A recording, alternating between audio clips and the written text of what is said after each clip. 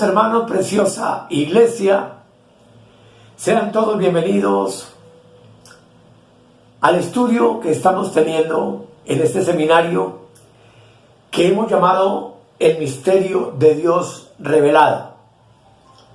El tema que quiero compartir con ustedes en esta hora es el misterio de la piedad. Y quiero invitarles para que hagamos una oración. Amado Padre Celestial, nos acercamos a ti en el todopoderoso nombre de nuestro Señor Jesucristo para que tú, Espíritu Santo, nos guíes a través del tema que queremos exponer en esta hora.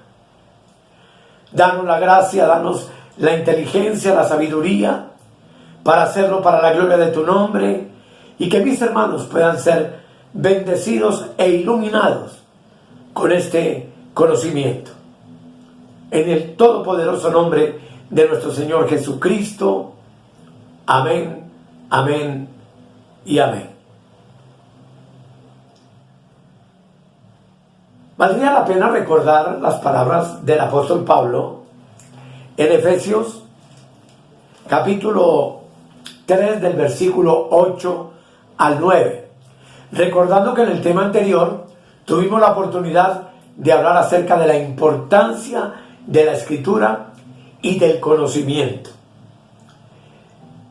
Todos, por supuesto, son bienvenidos a este tema precioso.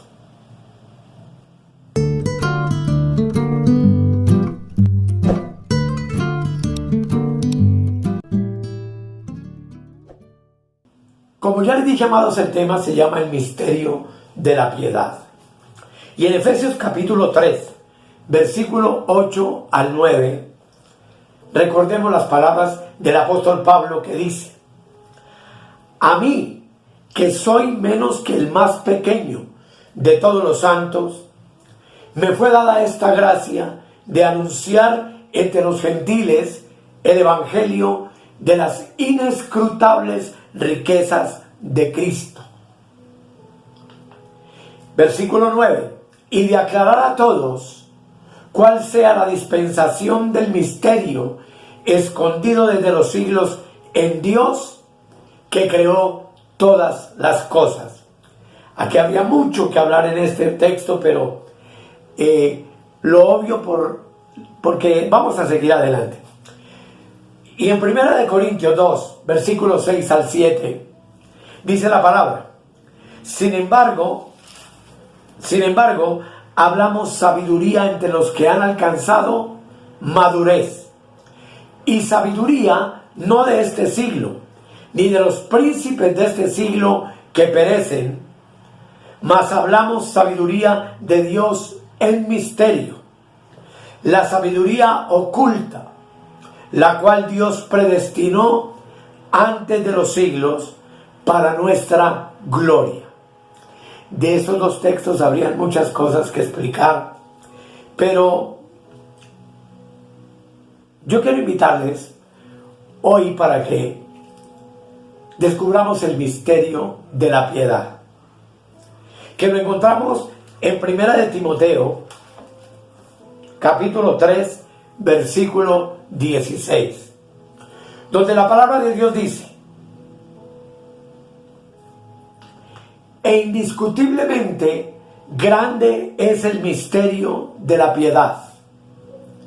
Dios fue manifestado en carne, justificado en el Espíritu, visto de los ángeles, predicado a los gentiles, creído en el mundo y recibido arriba en gloria.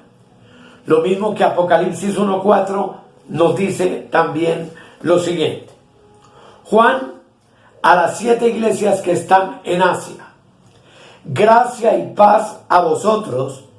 Noten bien, del que es y que era y que ha de venir, y de los 7 espíritus que están delante de su trono. En estos dos pasajes se nos dice que Dios fue manifestado en carne, lo que significa que Dios está incorporado en Cristo y Cristo en Dios, desde el tiempo de su encarnación en Jesús de Nazaret. Según Juan, capítulo 10, versículo 30, la palabra dice: yo y el Padre uno somos. Y eso es sumamente importante. Así, mis amados, cuando Dios en Cristo, en la cruz, expresa antes de su muerte: consumado es, nos está hablando entonces de la máxima consumación de Dios que nos fue dada en Cristo. ¿Y cuál fue? La respuesta es maravillosa. Fue hacerse el eterno Espíritu vivificante luego de su resurrección, para poder dispensarse en cada uno de nosotros. Esto es un misterio, por supuesto, extraordinario, y que me propongo aclarar en esta hora. Teniendo en cuenta esto, el apóstol Pablo, en 2 de Timoteo 4:22, dice: que el Señor Jesucristo esté con tu espíritu. Y 2 de Corintios 6:17 dice: dijo que el que se une al Señor, un espíritu es con él. ¿Cómo es esto posible? ¿Cómo Dios logró esta posibilidad? Lo primero es que Dios en la encarnación se hizo carne en la persona de Jesús para redimirnos. El Evangelio de San Juan declara lo siguiente en el capítulo 1, versículo 14 y el 29. Leamos: y aquel Verbo fue hecho carne y habitó entre nosotros, y vimos su gloria, gloria como del unigénito del Padre, lleno de gracia y de verdad. Y en el 29 dice: el siguiente día vio Juan a Jesús que venía a él, y dijo: he aquí el Cordero de Dios que quita el pecado del mundo. En la resurrección, luego de su muerte, Dios en Cristo se hace espíritu vivificante, con un propósito extraordinario, amados, y es poder dispensarse, poder habitar en nosotros, poder haber hecho de nosotros su morada, su casa de habitación. Así dice Colosenses, capítulo 3, versículo 11. Colosenses 3:11. Dice: donde no hay griego ni judío, circuncisión ni incircuncisión, bárbaro ni excita, siervo ni libre, sino que Cristo es el todo en todos. ¿Cristo es qué? El todo en todos. ¿Cristo es qué? El todo en ti y en mí y en todo el cuerpo universal de Cristo, que es la iglesia.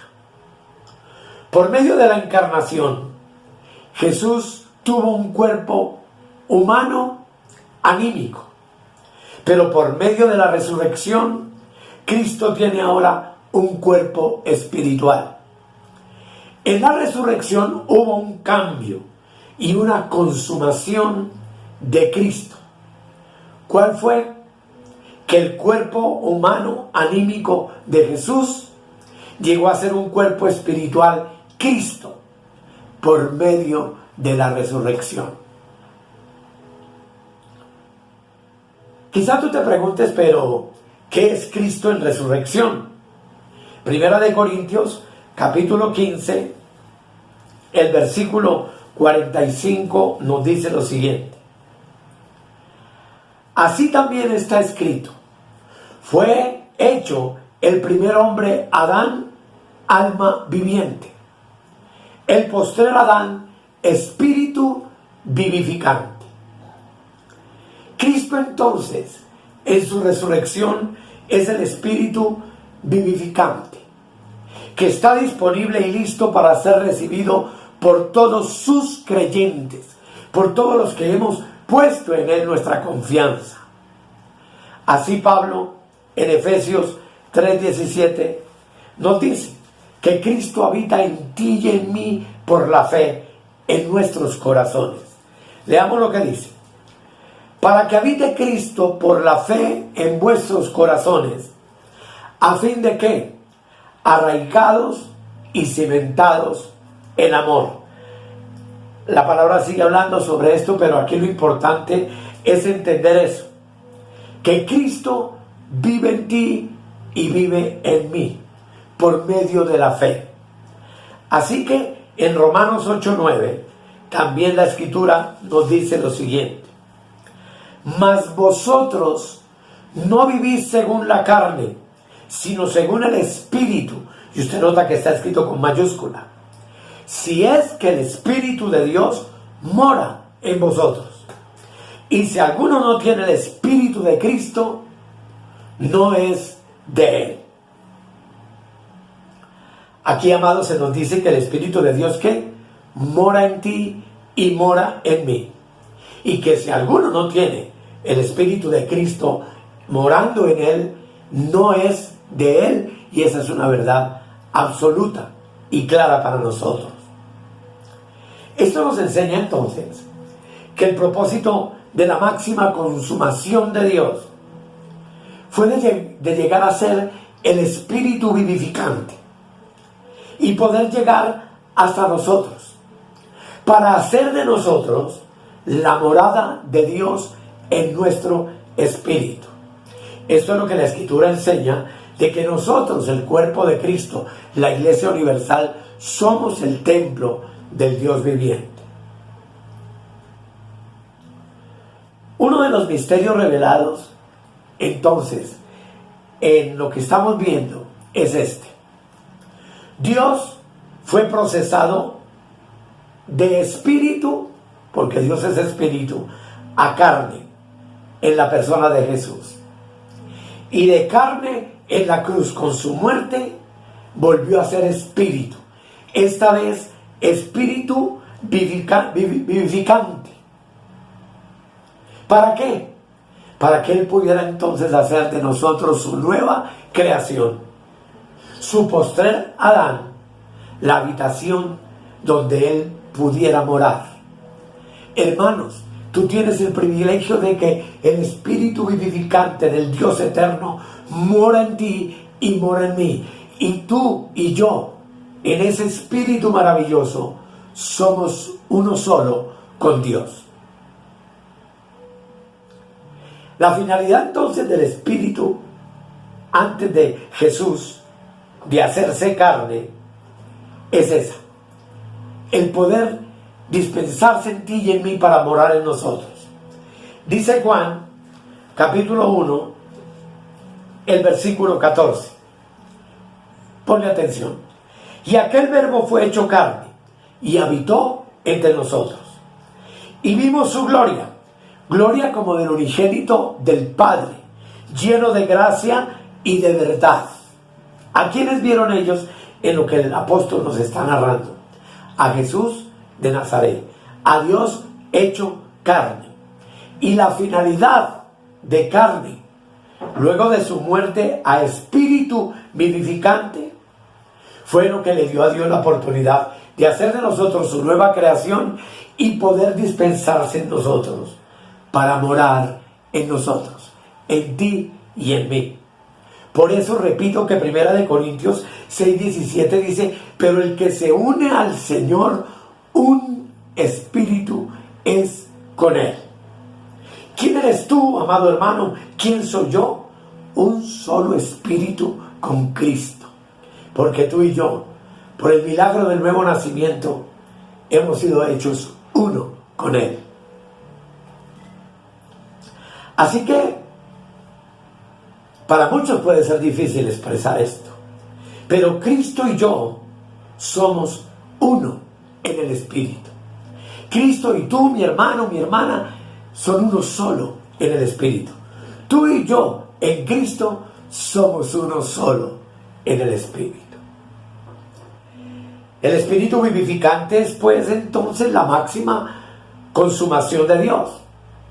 manifestado primero en carne y luego de la cruz por su resurrección, dispensado en ti y en mí como espíritu vivificante.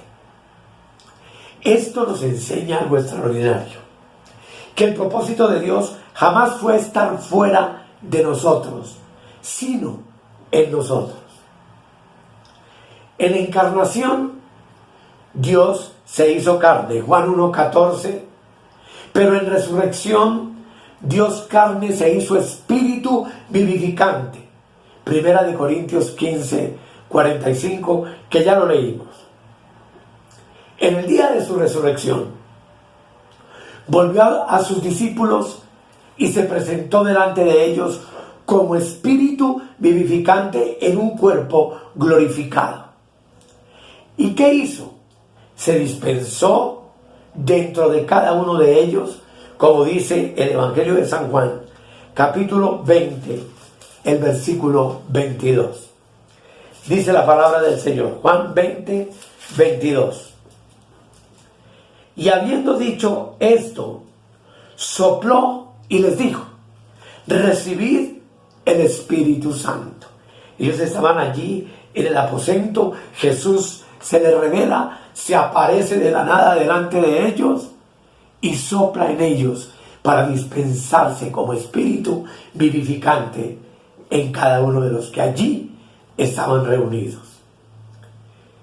En el Evangelio de Juan al principio vemos a Dios hecho carne en la persona de Jesús, pero al final del Evangelio vemos al espíritu vivificante. ¿Por qué? Porque Dios se procesó de espíritu a carne y de carne a espíritu vivificante. Ojalá puedan entender ustedes esto. ¿Para qué hizo Dios ese proceso? ¿Cuál fue el propósito? Primera de Corintios, el capítulo 2, nos revela cuál fue ese propósito. Versículo 9 y 10 dice, antes bien, como está escrito, cosas que ojo no vio ni oído oyó, ni han subido en corazón de hombre ¿qué? De hombre natural, son las que Dios ha preparado para los que le aman. El 10 dice, pero Dios nos la reveló a nosotros por el Espíritu, porque el Espíritu todo lo escudriña, aún lo profundo de Dios. Amado, Dios lo hizo así para que tú y yo pudiéramos, escúchalo bien, tener la mente de Cristo. Recuerden lo que le estoy diciendo. Todo esto es sumamente delicado y profundo. Pero Primera de Corintios 2:16 dice, porque ¿quién conoció la mente del Señor? ¿Quién le instruirá?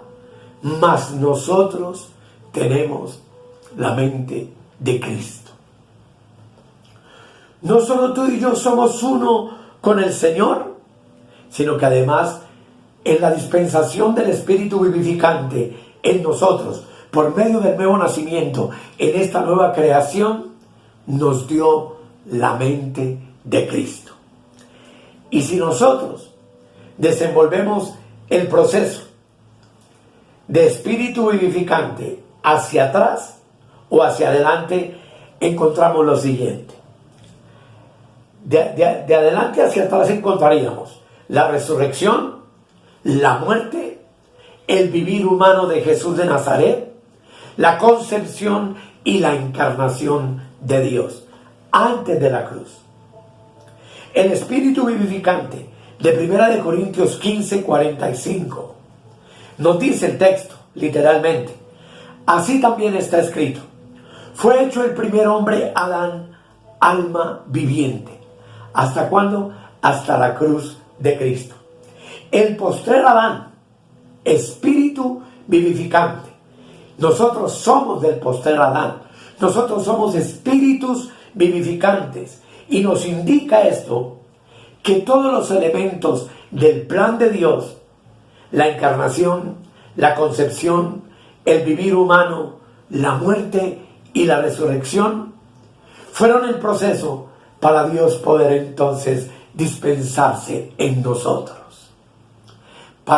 como espíritu vivificante, venir a nuestro espíritu y darnos vida para gloria de su nombre. Y no solo eso, ya vimos que nos dio la mente de Cristo. Esto implica que cuando tú tienes el espíritu vivificante, entonces posees la máxima consumación de Dios. Al tener el espíritu vivificante dentro de ti, tienes la resurrección, la muerte, el vivir humano, la concepción y la encarnación de Dios, regresando hacia atrás. Cuando tenemos el espíritu, tenemos al Dios hecho hombre. Y si lo tenemos a Él, nada nos falta. Pues la Escritura afirma que tú y yo estamos completos en Él y tenemos espiritualmente todo lo que necesitamos. Usted se preguntará, pero ¿por qué el pastor dice al Dios hombre? Sencillamente porque en Efesios capítulo 5 hay un versículo extraordinario que nos revela que lo tenemos todo de Él completo en nosotros. Efesios 5:30 dice: porque somos miembros de su cuerpo, de su carne y de sus huesos. Y eso es algo extraordinario y maravilloso que tú y yo lo podamos comprender. En Juan 14:26 dice que el Padre envió a sus discípulos al Espíritu en el nombre del Hijo. Esta parte es muy importante. En Juan 15:26 nos dice que el Hijo envió al Espíritu juntamente con el Padre. ¿Qué implica esto? ¿Qué tenemos nosotros entonces? Tenemos que el Padre envió al Espíritu y el Hijo también envió al Espíritu. Leamos los dos textos. Juan 14:26 dice: mas el Consolador, el Espíritu Santo, a quien el Padre enviará en mi nombre, Él os enseñará todas las cosas y os recordará todo lo que yo os he dicho. Vimos que el Espíritu vivificante viene para qué a nuestras vidas, a los que le amamos, para enseñarnos todas las cosas, todo lo profundo de Dios, porque ese Espíritu escudriña todo lo profundo de Dios. Pero Juan 15:26 dice: pero cuando venga el Consolador, a quien yo os enviaré del Padre, está hablando Cristo, el Espíritu de verdad, el cual procede del Padre, Él dará testimonio acerca de mí. Tratemos de conjugar los dos versículos. Hubo dos enviadores según lo que leímos, el Padre y el Hijo, que enviaron un solo Espíritu. El hecho de que el Padre envió al Espíritu en el nombre del Hijo significa que el Padre envió al Espíritu como Hijo, pero el Hijo envió también al Espíritu como Padre. Desmenuza los versículos y lo entenderás. ¿Qué nos da eso a comprender? Que el Espíritu vino como el Hijo, pero también vino como el Padre. Eso es algo extraordinario y maravilloso. Cuando el Espíritu vino, el Hijo vino. Pero cuando el Espíritu vino, también vino el Padre con él, porque los dos son uno solo. O sea que en la teología de Juan, los tres vinieron a morar en ti y a morar en mí. Pero el Espíritu fue, entonces, y es la máxima consumación de Dios dispensado en nosotros. El Espíritu que fue soplado entre los discípulos, que ya leímos el verso en Juan 20:22, fue la totalidad de Dios. Por esto, si uno tiene al Espíritu, también tiene al Hijo y también tiene al Padre morando en cada uno de nuestros espíritus, renacidos por la gracia de Dios.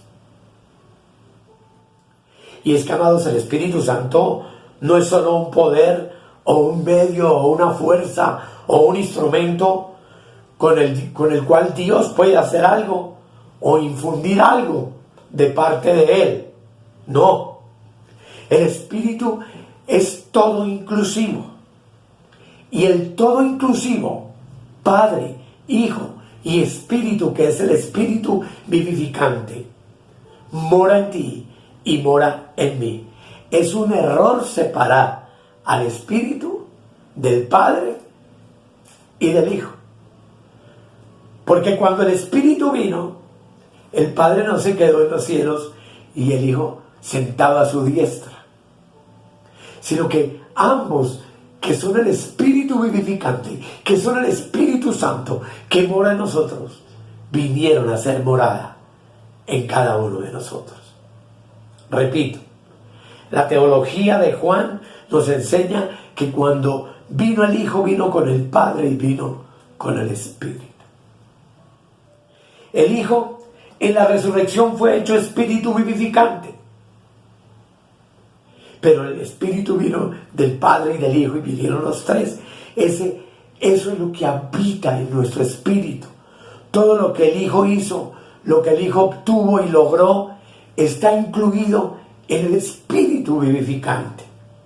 Cuando uno tiene al Espíritu, entonces tiene al Hijo, tiene todos los procesos por los cuales Él pasó, todo lo que Él obtuvo y todo lo que Él logró. De ahí que veríamos en otro tema que cuando la Biblia habla de la muerte de Cruz, tú y yo morimos con Él, pero que cuando Él resucitó, tú y yo resucitamos con Él, etc. En el Espíritu tenemos la obra del Hijo, la humanidad del Hijo, la concepción del Hijo, el vivir del Hijo, la muerte del Hijo y la resurrección del Hijo.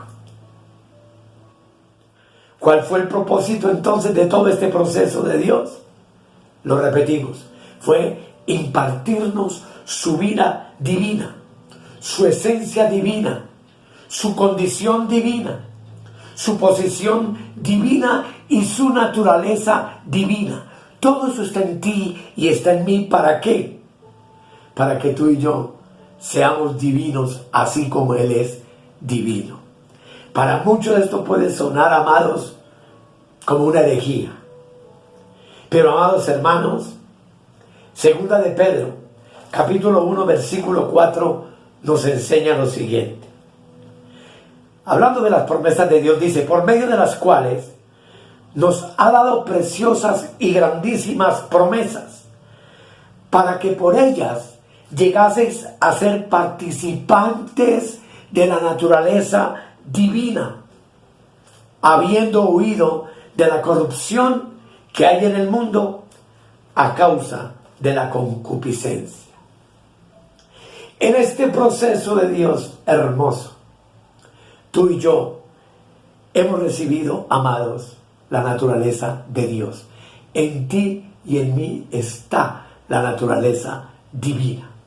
Somos el nuevo hombre, como lo veremos en el próximo tema. Somos la imagen del Dios viviente en la tierra. Juan 6:63, tú lo has leído y nos dice que las palabras del Señor Jesús son espíritu y son vida. Romanos 8:2 nos habla de la ley del espíritu de vida. Segunda de Corintios 3:6 nos habla de que somos ministros del espíritu de vida, competentes del nuevo pacto.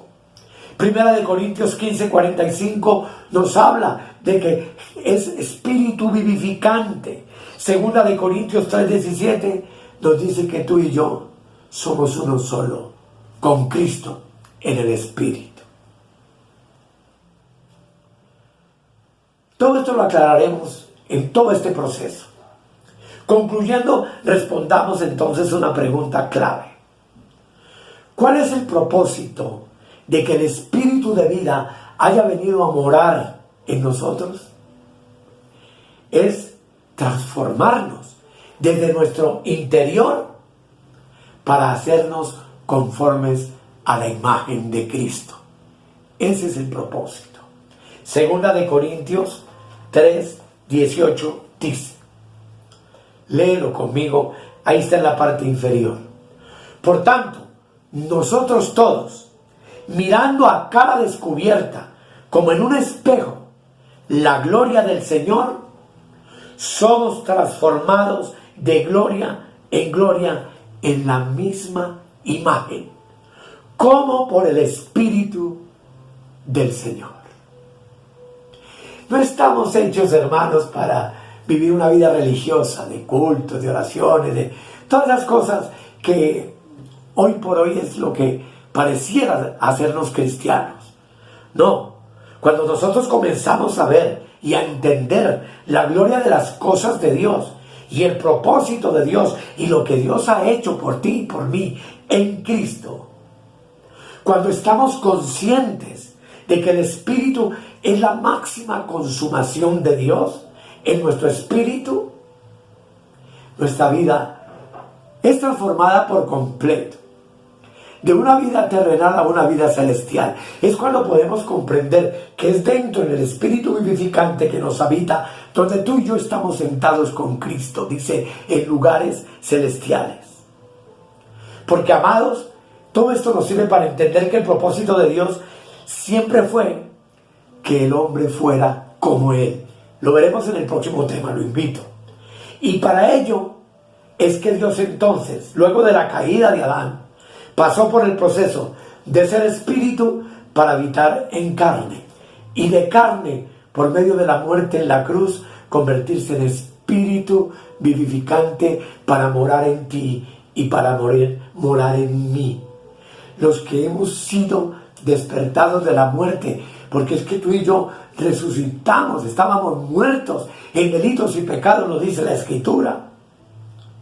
Fuimos despertados por Él para vivir esta gloriosa experiencia, hoy y aquí. Y para que tú y yo, por ese Espíritu vivificante que está en nosotros, pudiéramos darnos cuenta de que cosas que ojo no vio, ni oído yo, ni han subido en corazón de hombre, son las que Dios ha preparado para ti y para mí, porque lo amamos integralmente, a fin de por el Espíritu revelarnos el profundo misterio de su encarnación. Ese misterio glorioso que trajo el proceso de espíritu a carne, de carne a espíritu vivificante, para poder dispensarse en nosotros y morar y vivir hoy con cada uno de nosotros. Estando muerto nos dio vida para vivir esta gloriosa experiencia, aquí y ahora. Seguramente todo esto, que no es tan fácil de explicar, tenga muchas preguntas para ti. Te recuerdo que nuestro WhatsApp, lo coloco aquí en la parte inferior, es para que estemos en contacto, para ir respondiendo cada pregunta, aunque en el próximo tema veremos cómo el plan de Dios fue que tú y yo siempre fuéramos la imagen de Cristo. Y para eso fuimos creados, y para eso nacimos después de la cruz. Porque es que tú y yo no fuimos del primer Adán, sino que tú y yo nacimos en la nueva creación de Dios, en el postrer Adán, que es Cristo, hecho para ti y para mí, espíritu vivificante, y quien por la fe habita en tu corazón y el mío, para gloria de su precioso nombre. Vamos a orar. Querido Padre, yo sé que todo esto es muy sublime y no es sencillo de explicar, y para muchos puede ser complicado de entender. Pero los que fuimos conocidos por ti, desde antes de la fundación del mundo, se nos ha hecho la promesa de que el Espíritu nos recordaría todas las cosas que tú nos has hablado y todas las cosas que tú has hecho por nosotros, para gloria de tu nombre. Yo oro, mi Señor, para que mis hermanos puedan vivir en plenitud, reinar en plenitud. Es la única manera de lograrlo en esta tierra, entendiendo y comprendiendo que somos individual y colectivamente como cuerpo la morada de Dios en nuestro espíritu, y que mi espíritu y el espíritu del Señor son uno solo, para gloria de Dios y para bendición perfecta de nuestras vidas. En el nombre de Jesucristo, mi Rey y Señor. Amén, amén y amén. Preciosos, que el Señor continúe alumbrando los ojos de tu entendimiento. Que el Señor nos ayude a madurar en el Espíritu, a recibir de Dios la instrucción y la palabra, a que se active el chip de tu mente para que puedas comprender la realidad de que tú, como conocido antes de la fundación del mundo, fuiste predestinado para este tiempo, para poder entender todas estas gloriosas verdades, y no solo para entenderlas, sino para vivirlas y podérselas comunicar a los que nos rodean. Los espero en el próximo tema, hechos a su imagen. Y los declaro, amados, bendecidos con toda bendición espiritual en los lugares celestiales en Cristo, y les doy gracias por la atención prestada. Muchas gracias y hasta la próxima.